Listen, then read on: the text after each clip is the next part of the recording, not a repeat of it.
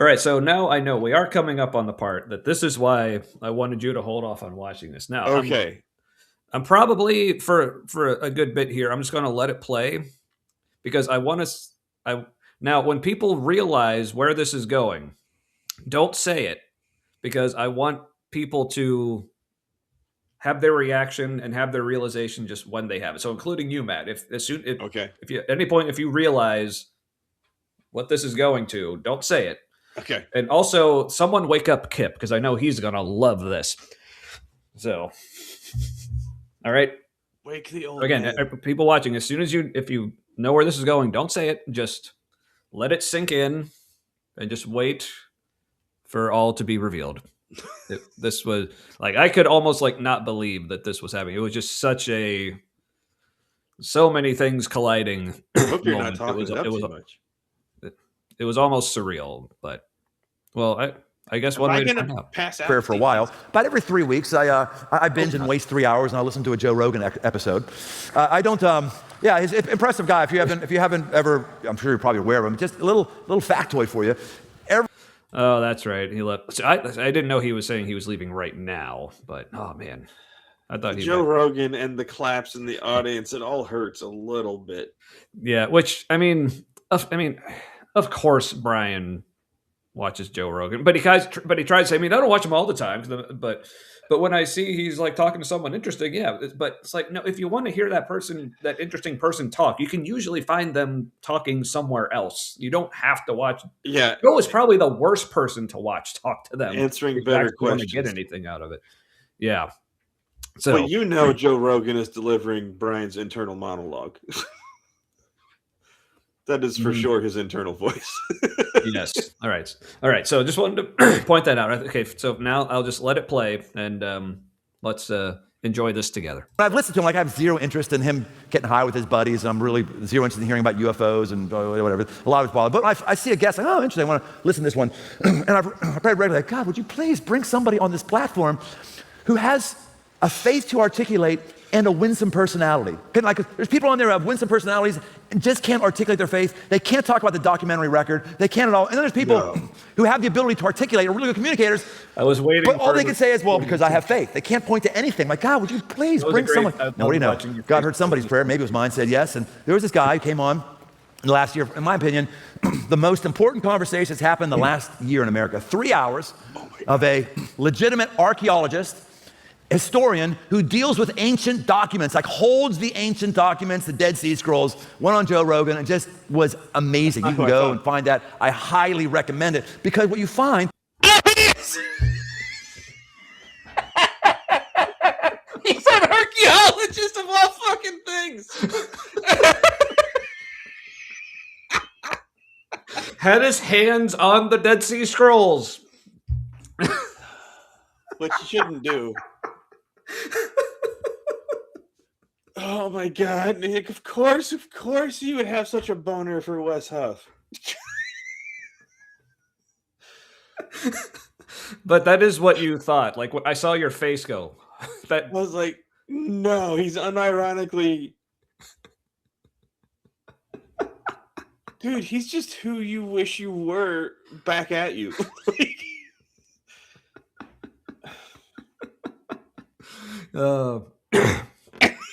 But yes. Also, I love how they're calling him Wesley Huff. But and whether he does it intentionally or not, Brian is gonna like reference this moment here in a second in a really dumb way. So that is hilarious and sad. I don't understand. Like, how is Westerly Huffington? Why? How is he?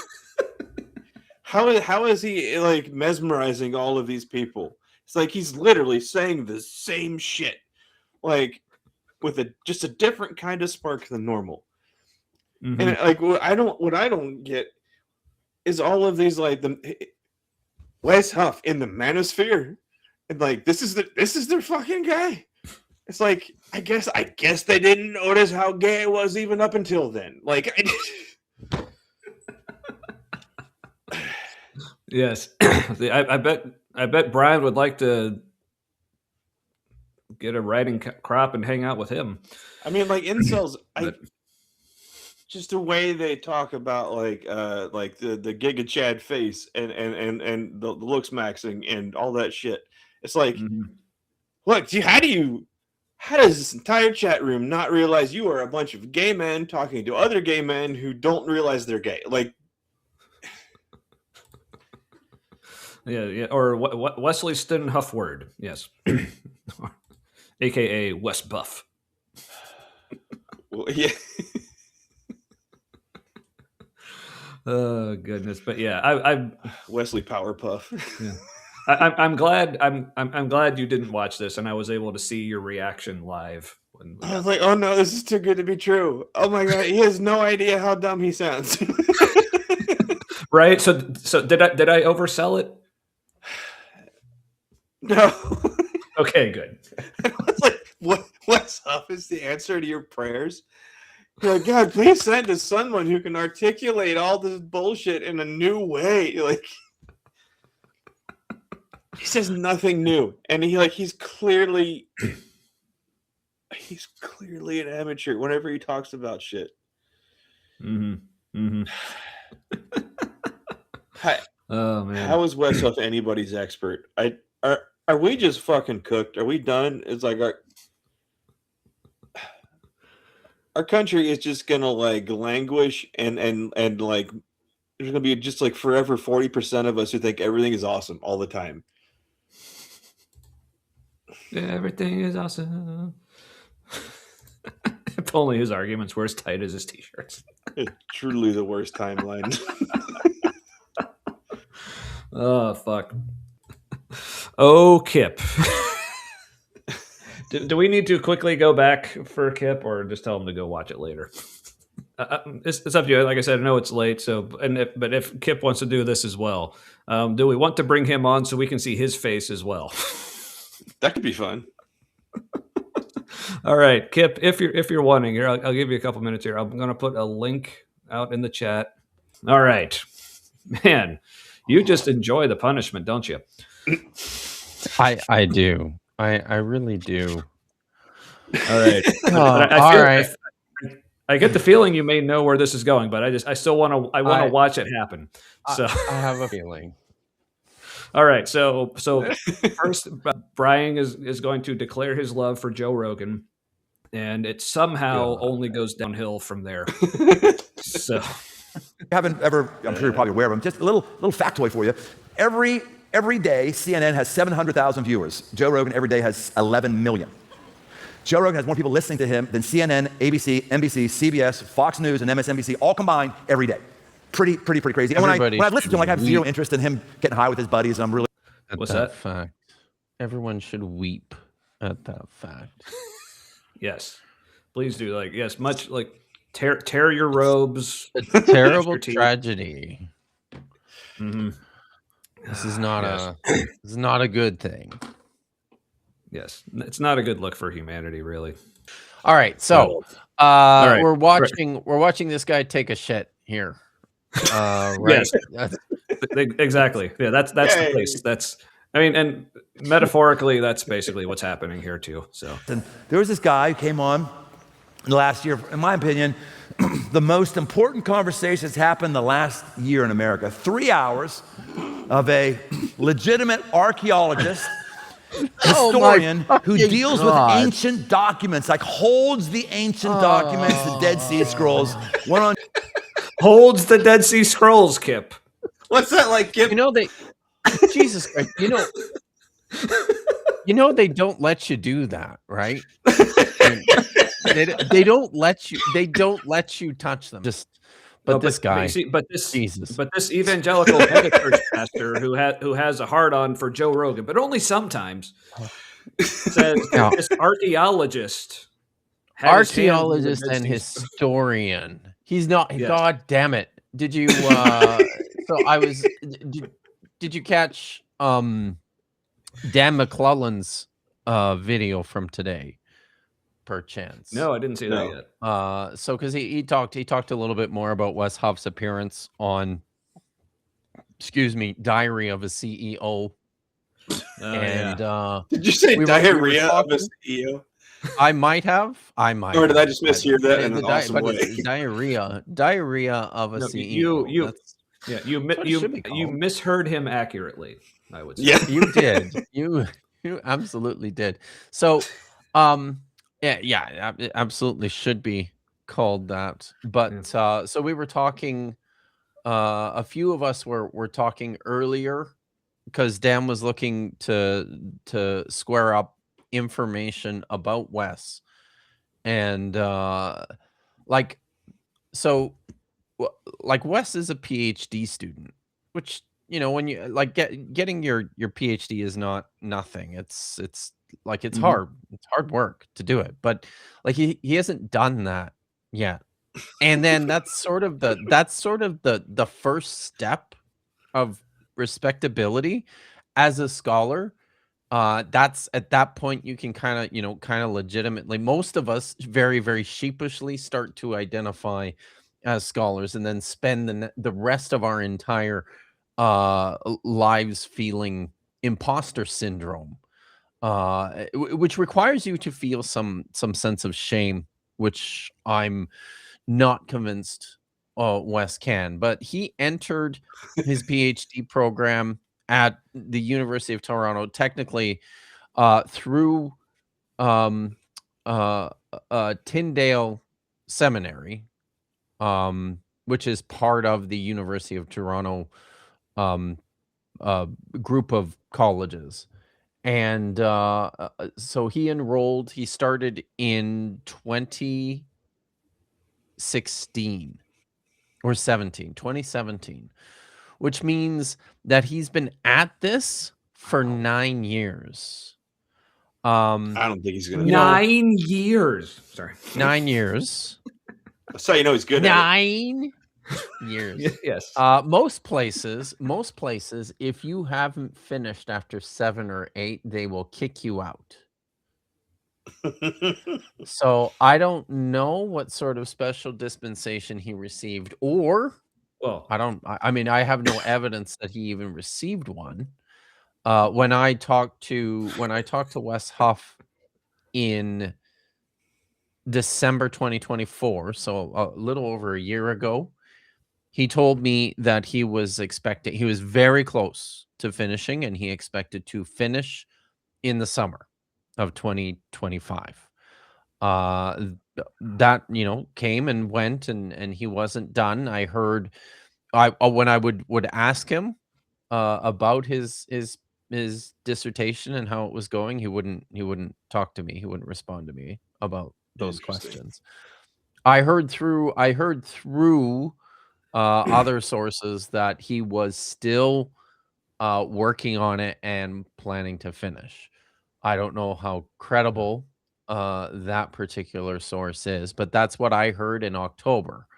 But I'm like, God damn, it's March. It's the end of March. He's on year 9. I don't think this is. I really don't think this is happening. So I did. That's the other thing. Here's what's going to happen. Like in the future, he's still going to finish in the summer of 2025, and so Illuminati confirmed.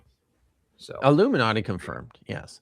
I don't know if you guys have ever had the unfortunate happenstance to have a conversation with somebody who is a PhD student. But if you have, one of the things that you quickly discover is that they can't stop talking about what they're doing and their project and their work, right? Like it makes sense.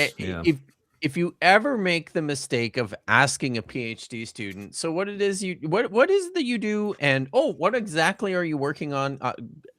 No, I mean that's sit down for a while, because when this is when you're in that situation, it's literally you're just filling your brain up with this one thing. You develop an obsession over it. Successful PhD candidates are the ones who get really obsessed by this one little thing The weird thing, yeah, right. The weird thing about talking to Wes Huff is when I asked him about what his PhD topic is, and then bracing for the conversation the next 30 minutes, right, of him going, oh my god, it's this thing, and there's this manuscript, and there's this form of the word that appears in the manuscript. But then when you look at this other, I mean, this is what I'm expecting, right? No, he just says to me, he says, oh, I work on paratextual features in Greek manuscripts. I'm like, okay, I mean, that's like super fucking broad. Do you have like a topic question or something that like, is there something specific? Well, see, that's what's taking him so long. He's getting a PhD in all of it. Like he's not focusing. That's it. Like all you wusses that just get a focus in one thing. He's like, I'm gonna be PhD of all of this, motherfuckers. Do you think they're giving him, yes. Do you think they're giving him extra time because he's sort of like some kind of ambassador for the university? No,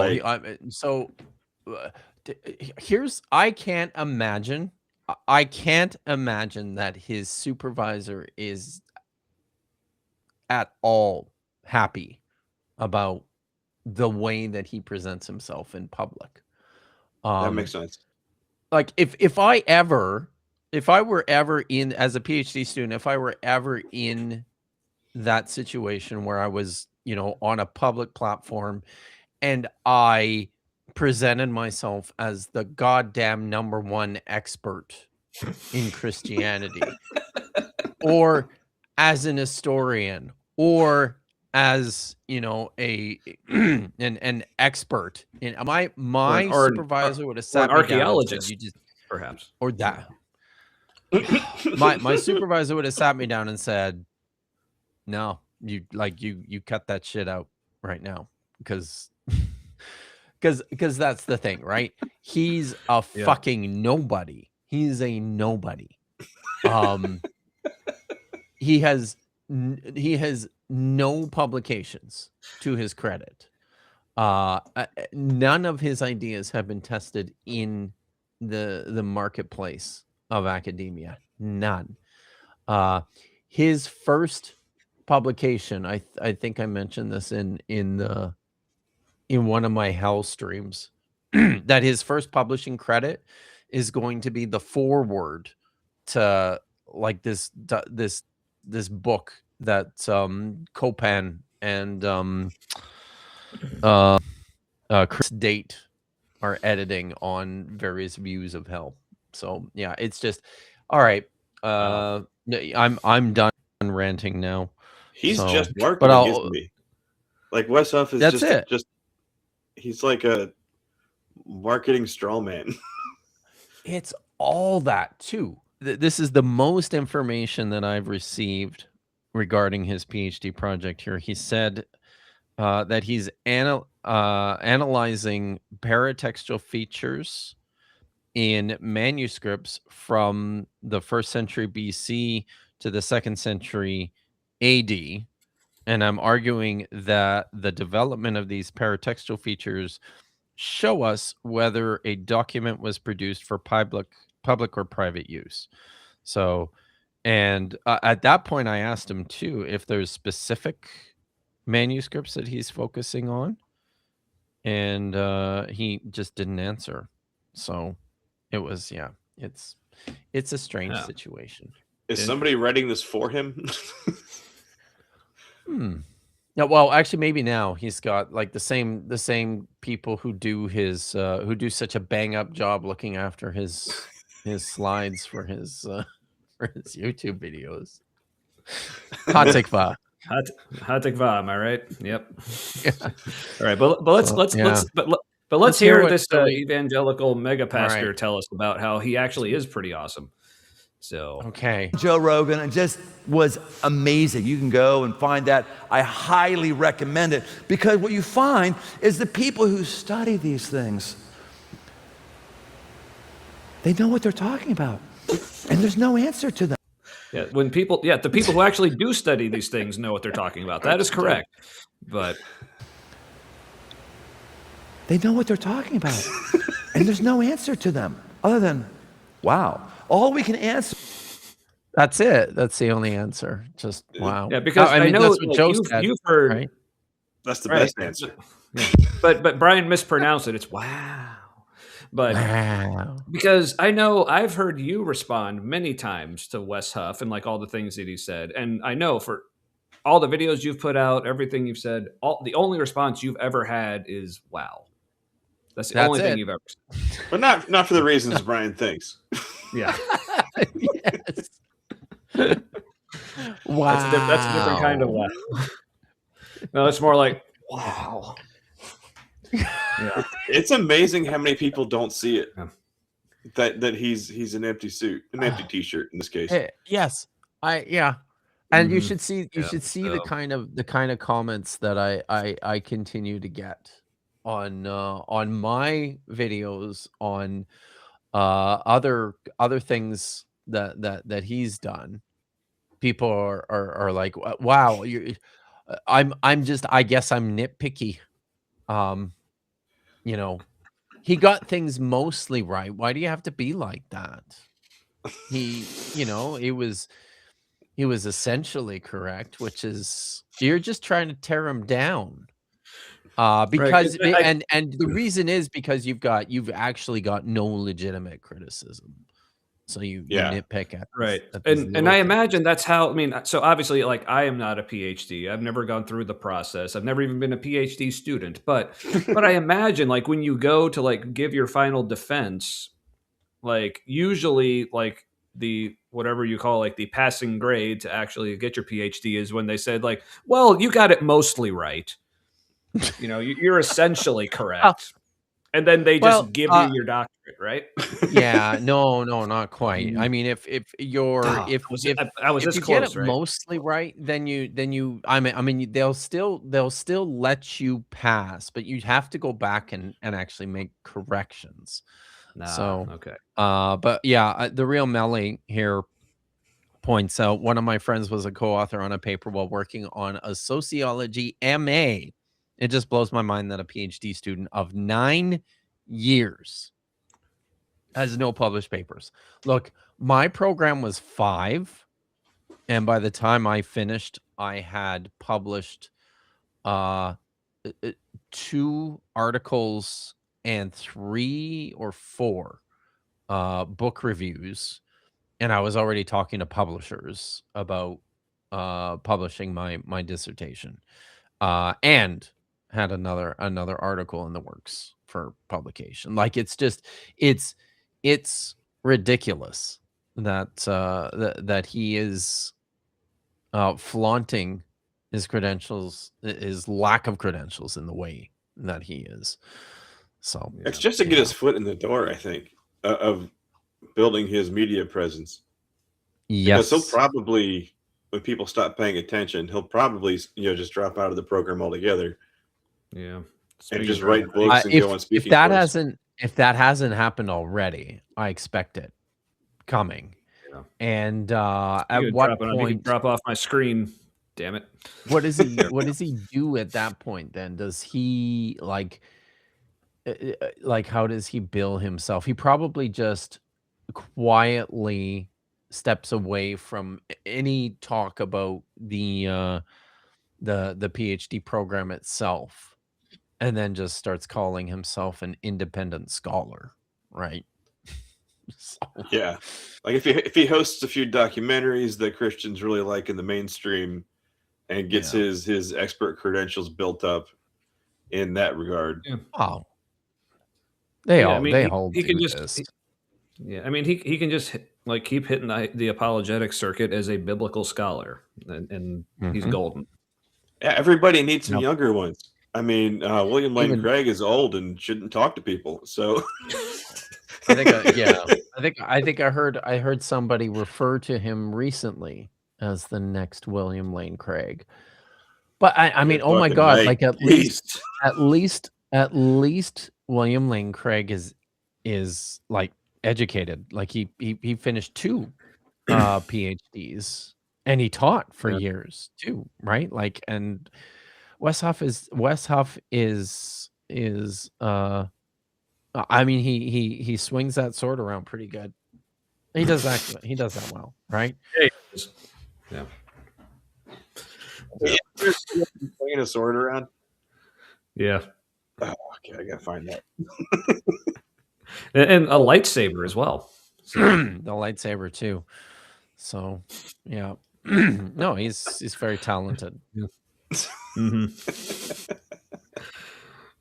So yeah, Wes, if you're watching, like, more time in the books, less time with the blades. I keep saying I'm eager to see the finished product.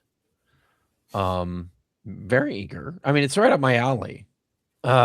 Scribble features and Scribble and paratextual features and Timo William Lane Craig. Yeah. Scribble and paratextual features is right up my alley, so I'm eager to see it.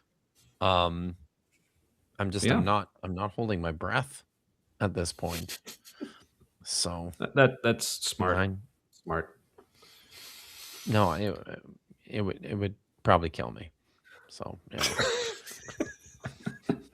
that would be unfortunate.